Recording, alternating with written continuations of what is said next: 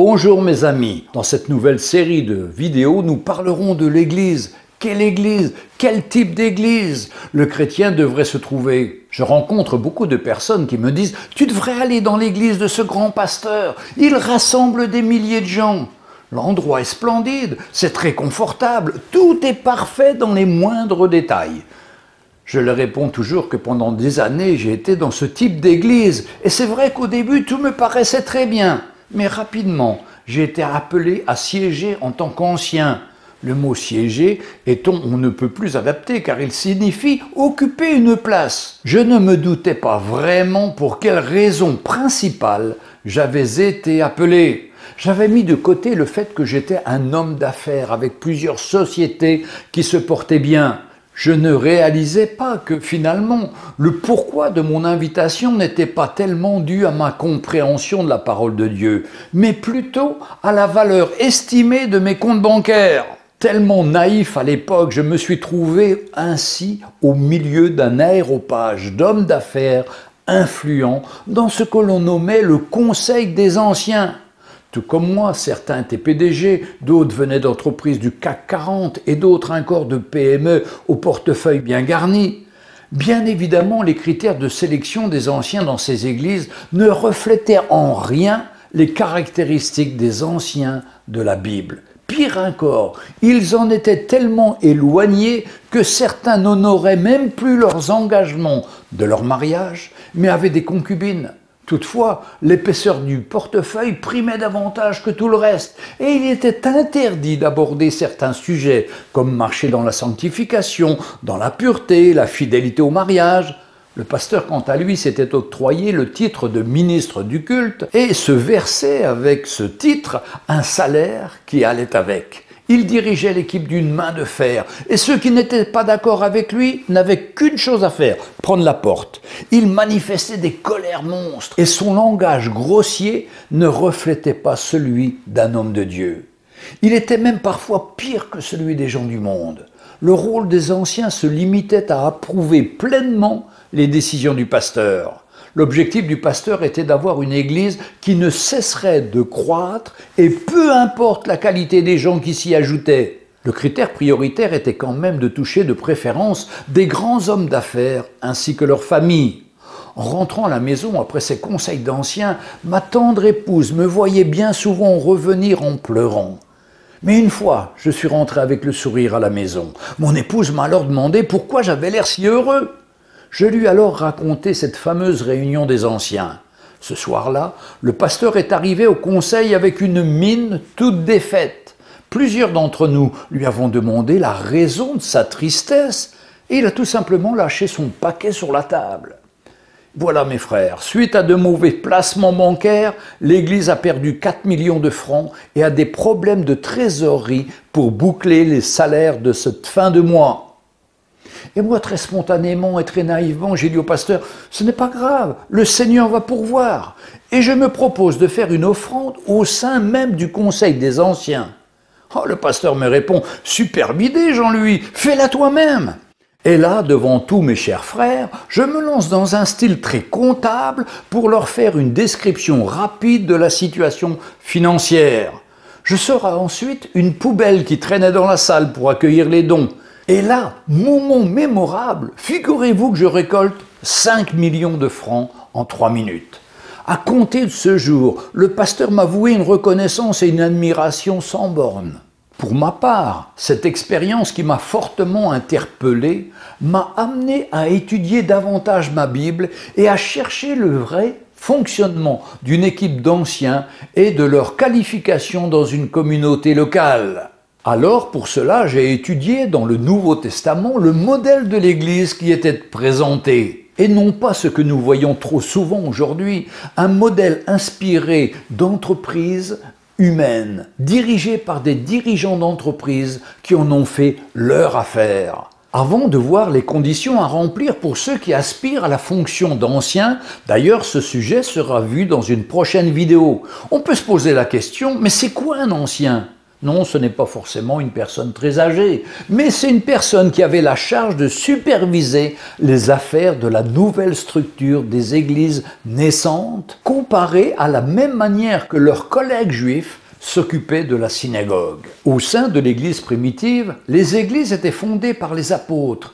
Des anciens étaient chargés de diriger la communauté. Ils portaient différents noms, plus ou moins équivalents, comme épiscopos, qui a donné par francisation le mot évêque, conducteur, berger, guide. Ils n'étaient pas seuls. C'était un gouvernement collégial dans chaque église locale. Les synagogues étaient dirigées par un conseil de 7 à 9 anciens. La responsabilité collégiale était aussi le modèle dominant de l'Église primitive. Dans tout le Nouveau Testament, comme dans la littérature ancienne, les termes anciens évêques apparaissent toujours au pluriel, sauf lorsque l'apôtre énumère les qualifications requises pour chacun d'eux. Des anciens dirigent l'Église de Jérusalem, c'est dans Acte 11, verset 13. Et puis, chapitre 15, verset 2, chapitre 6, verset 23, chapitre 21, verset 18. C'est dans différentes références bibliques que je vous mets en dessous. Paul et Barnabas firent nommer des anciens dans chacune des églises. Acte 14, 23. Dans 1 Thessaloniciens, chapitre 5, verset 12, Paul demande à ses lecteurs d'avoir des égards pour ceux qui travaillent parmi eux. Alors, pourquoi plusieurs ? Eh bien, afin que l'Église locale ne soit pas sous la direction d'un seul homme, qui coupe, qui tranche, mais au contraire, que les décisions soient prises par le conseil de plusieurs anciens. Ce problème d'avoir un seul homme qui coupe et qui tranche, c'est que l'homme seul veut diriger sans partage et trop souvent dans son intérêt. Je me souviens des phrases toutes faites de notre pasteur de l'époque. « Je suis le premier parmi les égaux ». Hélas, il n'y avait pas d'égaux. C'est lui qui prenait toutes les décisions. Les décisions étaient prises par lui et tout le monde devait s'aligner sur cette décision. Et cela a eu des conséquences dramatiques, en particulier quand ce pasteur a voulu que son propre fils lui succède, alors que ce fils n'avait aucun appel ni aucun ministère. Mais de plus, quelques mois plus tard, le conseil des anciens constatait que le fils du pasteur vivait dans l'adultère. Ils décidèrent de licencier ce fils pour cause d'adultère. Celui-ci attaqua l'association cultuelle au prud'homme qui condamna l'Église à une très grosse pénalité financière. Car l'adultère n'est pas une cause de rupture du contrat du travail dans ce monde, entraînant ainsi tout l'édifice dans une chute vertigineuse. Les chrétiens se sont dispersés et sont perdus dans ce monde. Tout cela illustre la catastrophe d'avoir un seul ancien, un pasteur qui dirige l'œuvre du Seigneur par sa propre volonté, avec un conseil d'anciens privé de toute autorité à la botte du pasteur. Pourquoi le Seigneur a prévu que la gouvernance de l'Église soit collégiale ? Justement, pour protéger le troupeau de Dieu de la folie des hommes, des nombreux faux bergers cités dans Ésaïe chapitre 56 au verset 11. Ce sont des bergers qui ne savent rien comprendre. Tous suivent leur propre voie, chacun selon son intérêt jusqu'au dernier. Quelle tristesse! Ou dans Jérémie 50, verset 6, « Mon peuple était un troupeau de brebis perdues. Leurs bergers les égaraient, les faisant errer par les montagnes. Elles allaient des montagnes sur la colline, oubliant leurs bercailles. Tous ceux qui les trouvaient les dévoraient. » Quelle tristesse! Alors que Dieu a toujours eu un projet pour son peuple, avoir des bergers selon son cœur. Jérémie chapitre 3 verset 15 nous dit « Je vous donnerai des bergers selon mon cœur, et ils vous paîtront avec intelligence et avec sagesse. » La particularité de la gouvernance collégiale est la mise en place des 5 ministères. L'organisation de l'Église ne doit pas être une organisation des hommes, alors que nous avons un modèle reçu de la part du Seigneur par l'apôtre Paul dans le livre de Galates au chapitre 1, versets 11 et 12. Paul écrit « Je vous déclare, frères, que l'évangile qui a été annoncé par moi n'est pas de l'homme, car je ne l'ai ni reçu ni appris d'un homme, mais par une révélation de Jésus-Christ. » Aujourd'hui, peu de personnes acceptent cette révélation de Jésus-Christ. Elle est pourtant biblique, scripturaire, non contestable et toujours d'actualité. Quand cette organisation existe dans les églises, il n'y a pas de place pour les super pasteurs et leurs shows habituels.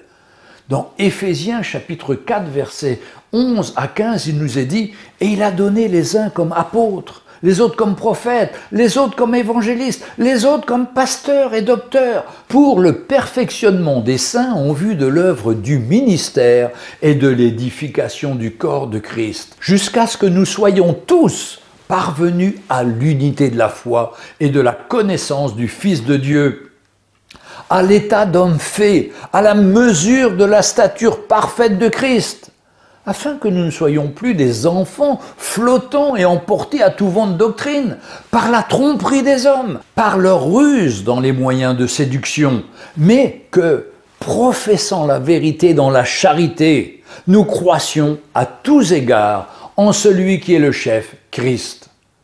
Pourquoi trouve-t-on plusieurs ministères dans une équipe ? Vous voyez, il y a 5 ministères, c'est comme la main de Dieu dans son église. Quand il n'y en a qu'un seul, le pasteur, on mange toujours la même nourriture. Mais quand il y a les 5, il y a les différentes onctions qui sont là. Chaque ministère porte une onction différente et spécifique, qui assure une complémentarité évidente dans l'ensemble des serviteurs de Dieu. Dans le Nouveau Testament, il n'y a pas de prédicateur vedette. Il n'y a pas de one-man show comme nous connaissons trop souvent aujourd'hui, mais des équipes de ministères qui travaillent en soumission les uns aux autres. Dans l'Église primitive, personne n'avait sa propre Église. Il n'existait qu'une Église, c'était celle du Seigneur. Il n'y avait pas de ministère indépendant ni d'Église isolée. Ils veillaient les uns sur les autres afin de rechercher l'intérêt de chacun pour le bien commun, afin de glorifier le Seigneur. Le but des 5 ministères est selon Éphésiens 4, versets 12 à 15. Nous devons nous rappeler toujours, pour le perfectionnement des saints en vue de l'œuvre du ministère, pour l'édification du corps du Christ, jusqu'à ce que nous soyons tous parvenus à l'unité de la foi et de la connaissance du Fils de Dieu, à l'état d'homme fait, à la mesure de la stature parfaite de Christ, afin que nous ne soyons plus des enfants flottants et emportés à tout vent de doctrine, par la tromperie des hommes, par leur ruse, dans les moyens de séduction, mais que professant la vérité dans la charité, nous croissions à tous égards en celui qui est le chef, Christ. C'est de lui et grâce à tous les liens de son assistance que tout le corps bien coordonné forme un solide assemblage, tire son accroissement selon la force qui convient à chacune de ses parties et s'édifie lui-même dans la charité. Voilà donc ce que je dis et ce que je déclare dans le Seigneur, c'est que vous ne devez plus marcher comme les païens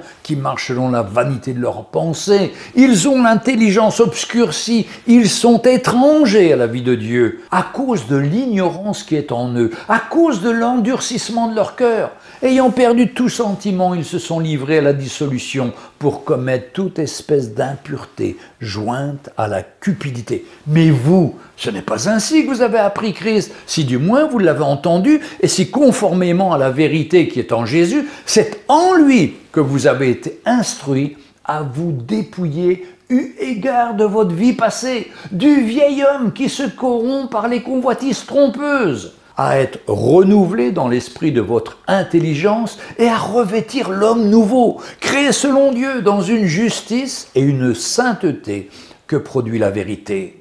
Ne trouvez-vous pas que c'est la solution pour chacun d'entre nous afin que nous parvenions à l'état d'homme fait, à la mesure de la stature parfaite de Christ? Je ne connais pas d'autre solution.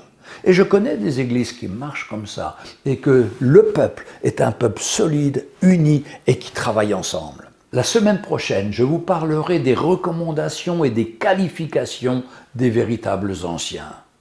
On se retrouve la semaine prochaine, mais n'oubliez pas de mettre un pouce en l'air si vous avez apprécié cette vidéo et de vous abonner pour être prévenu à la sortie de la prochaine vidéo. À bientôt!